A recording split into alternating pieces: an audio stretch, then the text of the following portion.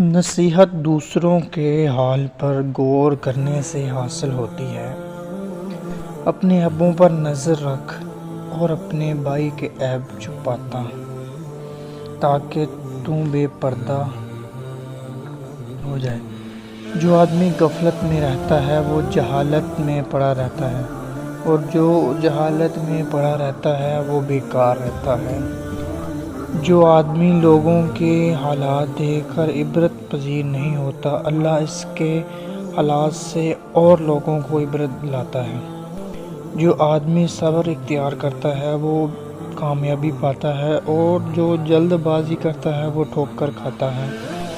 قریبی رشتہ داروں کی عداوت بچھو کے ڈسنے سے زیادہ درد پہنچاتی ہے۔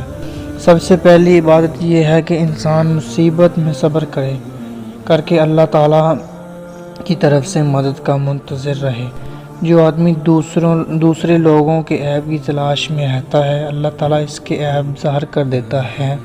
زیادہ مذاق کرنے سے آدمی کی عزت چلی جاتی ہے اور لوگوں میں دشمنی پیدا ہو جاتی ہے۔ مصائب کا مقابلہ صبر سے اور نعمتوں کی حفاظت سے فکر سے کرو۔ جب آنکھ نفس کی پسندیدہ چیزیں دیکھنے لگے تو دل انجام سے اندھیرا ہو جاتا ہے۔ لوگوں سے یاد کرنے کا شکوہ مت کرو، کیونکہ جو انسان اپنے رب کو بھول سکتا ہے وہ سب کو بھول سکتا ہے۔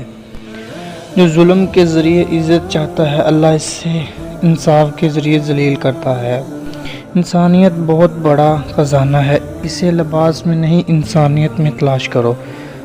جب کسی شخص کی عقل کامل ہو جاتی ہے تو اس کی گفتگو میں کمی آ جاتی ہے۔